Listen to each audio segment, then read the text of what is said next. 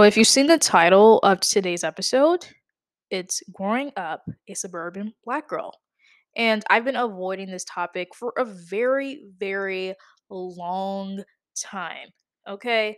Look, I used to wonder to myself, am I black enough?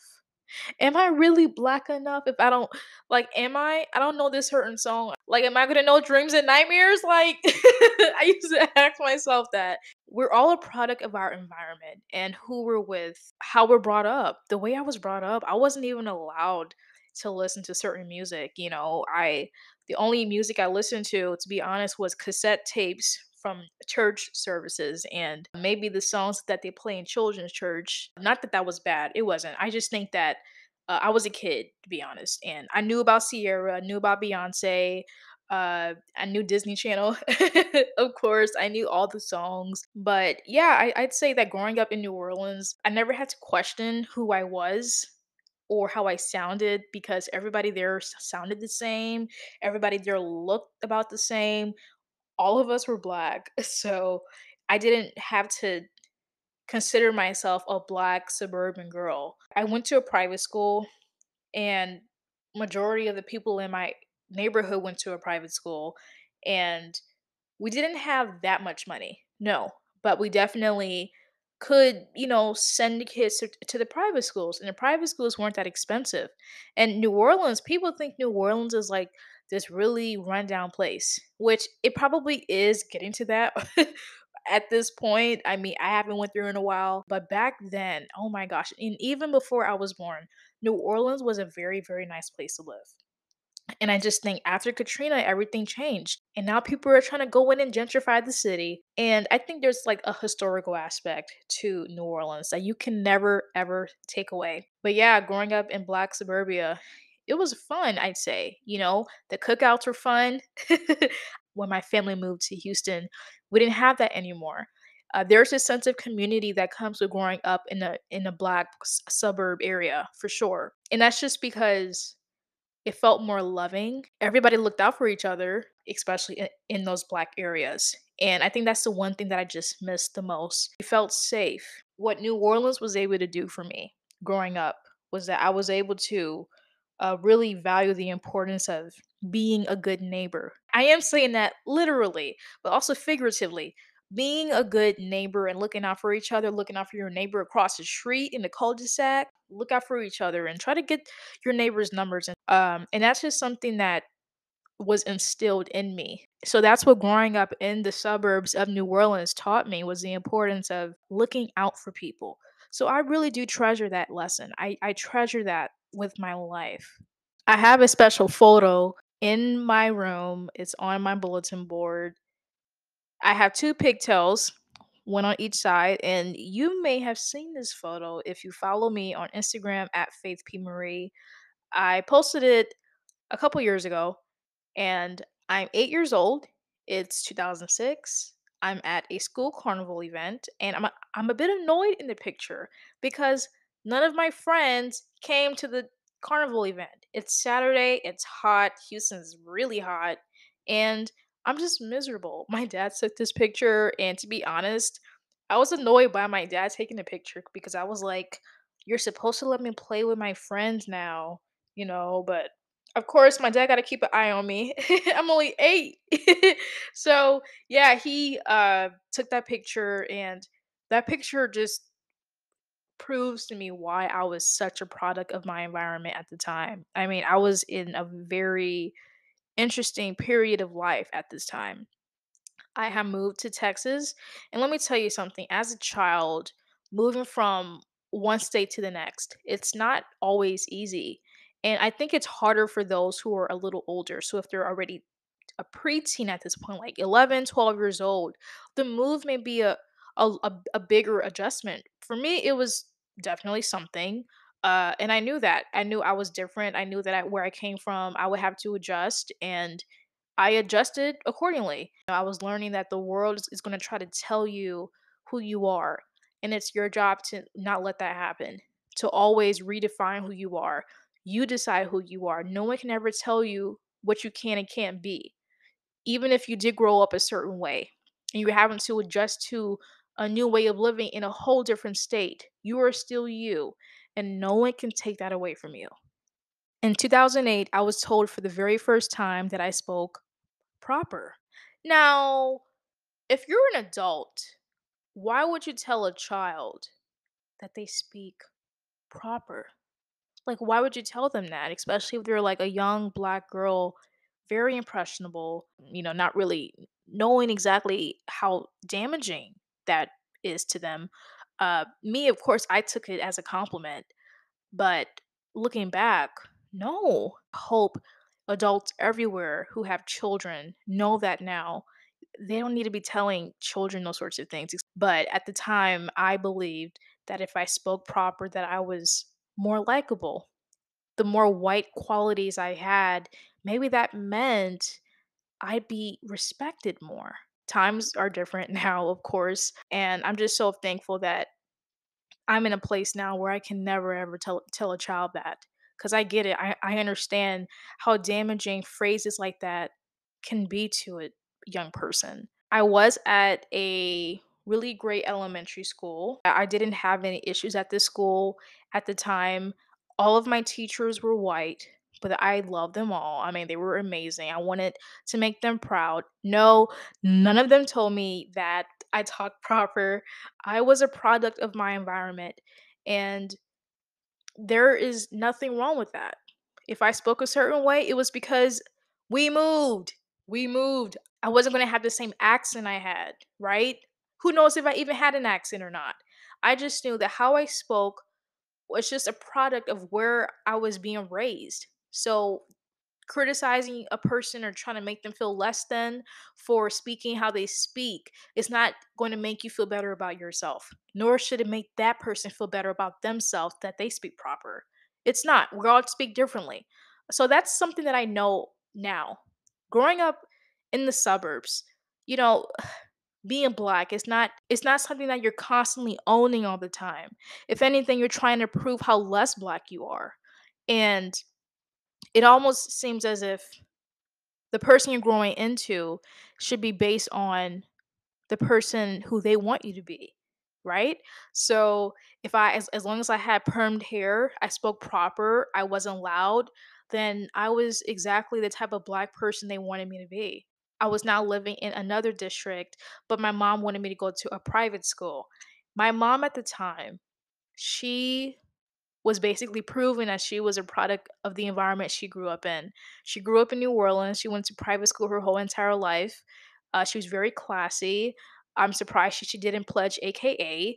But the way she was, she took pride in where she went to school and how she carried herself. Even if she didn't have a college degree, she let it be known that that would not stop her from getting what she wanted.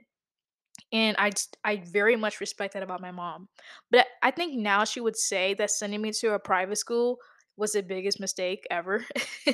And she did what she could. She wanted the best for me, and she learned as well as me. I learned. So going to this private school, it was in a very, very, very wealthy, predominantly white area, and this was a bit of a cultural shock for me. How ironic. It was just a big cultural shock for me, and I really thought that I would love it there.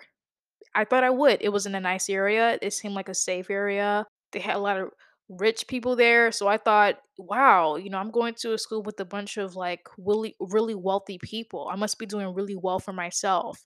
But no, that's not really how it goes in life. That's not how it goes. People will let you know when you're different for sure, and I knew I was different. I was one of the only black girls in my class. That school was not that big, but it definitely lacked diversity tremendously. It lacked diversity not only with the people but also in the music that they play at chapel. Unfortunately, we were not able to play Mary Mary or any other gospel singers you know of.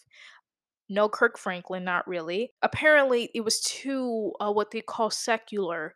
If it had a really nice hip hop beat to it, they'd be like, wow, turn that off. Because anything that didn't sound like hymns from an old church book from 1904, then we weren't going to sing it. And I'm sure the school Maybe they are a lot better with it.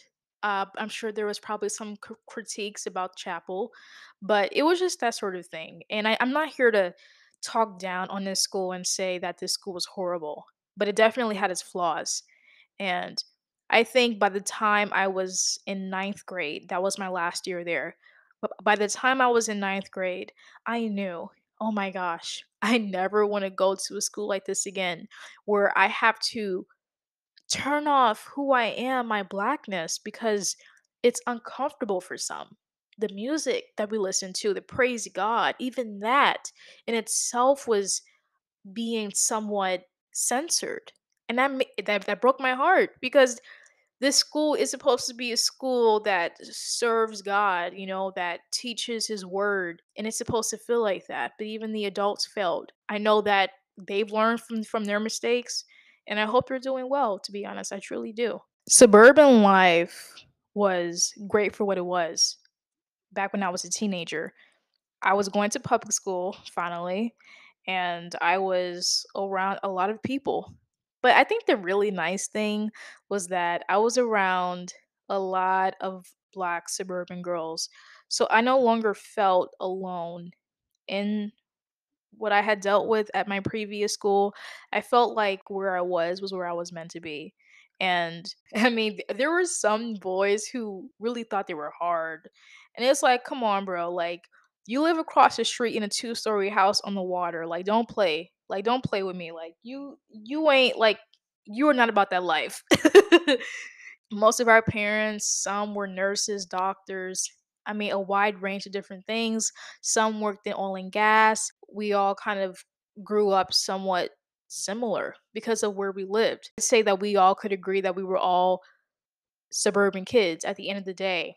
And where we lived was a lot safer. I did deal with some things at that school, of course. And there's this phrase, it's all about how black women have to be so strong.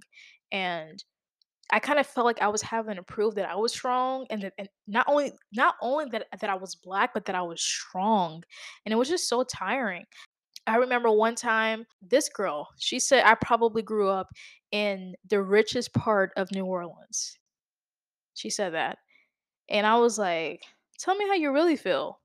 And trust me, that's a lie. I did not grow up in the richest part of New Orleans. I just, how I carry myself is just a lot different. And sorry if I make you uncomfortable. When you're a certain type of black girl amongst a bunch of other black girls, you're going to get called out for sure. People are going to say you're soft, like you want to hang with the white girls, all these other things. And they're going to try to make you feel like you being less black makes you like really really stupid.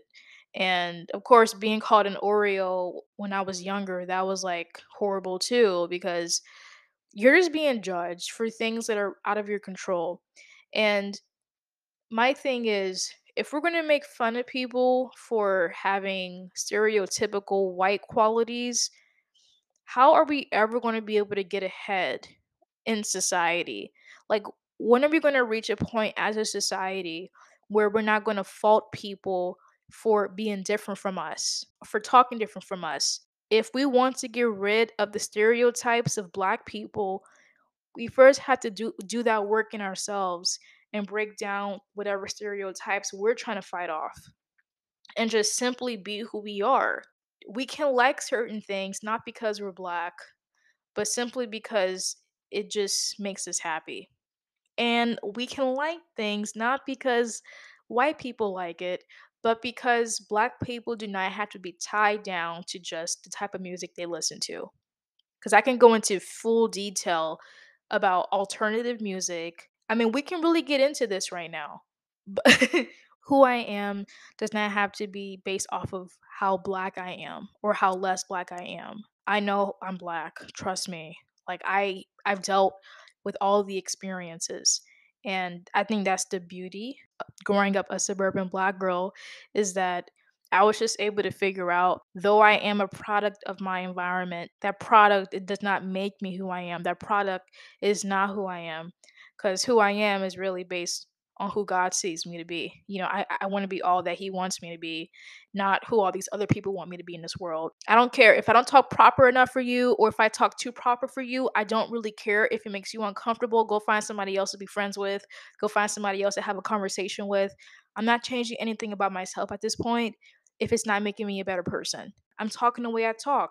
If I want to listen to certain music, I'm going to listen to certain music because I simply want to listen to it, okay? If I want to listen to Paramore, look, black people love Paramore. Let me just say that right now. And that's not even a myth. That's total fact. Black people love Paramore.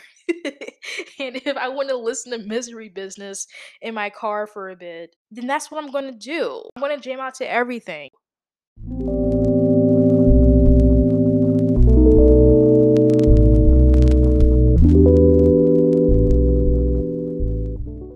So recently, there's been this whole big thing called Bama Rush, and I was able to kind of see everything on TikTok, and it was quite entertaining actually.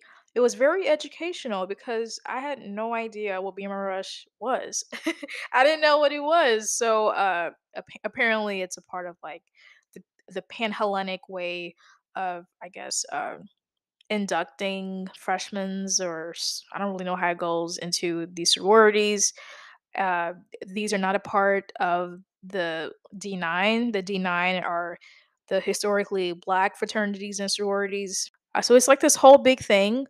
Uh, and it was just really interesting because I think I saw a couple videos of black girls pledging with some of these pan-Hellenic sororities, which are predominantly white sororities. And there's been a lot of historical context with these sororities because they weren't always allowing black people to be a part of them. You had people in the comments judging those that chose to be a part of those sororities because they're black, they should be with D9, right?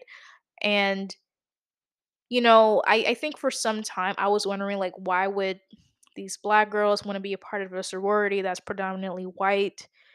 But you know what? I'm tired of being judgmental. I'm tired of acting like I know what's best for these black girls, these young black girls just trying to like find themselves and find what works for them. I realize that that's just me projecting my own type of inner struggle with anti-blackness. Being so judgmental of girls that are choosing to be a part of things like that, be in those spaces. We can only like pray for them and hope that they have a really great experience. Not everyone has the best experience. I'm not in a sorority. I have no idea how these things go. But based off of like the videos I'd see, they seem to enjoy it, honestly, and the girls in those sororities seem to accept them and love them. And I think it's just important that we support that. Seriously, I think we need to support girls because I'm gonna be honest. I'm gonna be real honest. Those black girls that are wanting to be in those pan Hellenic sororities, they most likely are suburban black girls. Absolutely, they are. And maybe they are a product of their environment, not because they want to be less black, but just because maybe they want to try something different, or maybe that's just all they know because maybe their friends want to be a part of that too, right? So we can't sit here and just judge and say they want to be white so bad. No, I think black girls, black people in general that want to be a part of white spaces, maybe it's something for them. Maybe it's something that they just want to be a part of, and maybe they don't care as much about the color aspect. I think me, of course, I'd want to be somewhere where I see more of myself. But sometimes you never know why God put you there. God could have put you there for a reason, for somebody there who maybe needs a friend like you. So that's the way I see it. I no longer try to like sit here and judge people harshly. I can only hope that those sororities that those black girls are wanting to be a part of, are safe spaces for them somewhat, that they were able to go to somebody in those spaces and just talk to them about certain struggles they're having, and that they won't feel so excluded out of the picture, even though most likely that'll maybe be the case sometimes. Not gonna lie. You can only relate on so much. And I just hope that those girls who were being ridiculed just know that, they're not any less for just choosing that sort of sorority to be a part of. But that's just my take. I know we're all not going to agree on that we'd all want to be a part of something where we feel seen, where we feel accepted, where we see more of ourselves in. It just comes down to the person, and you can't hate the person for choosing to make a certain decision for themselves. There's a lot of work that the Black community has to do, and I think there's a lot of work that we have to do individually within ourselves.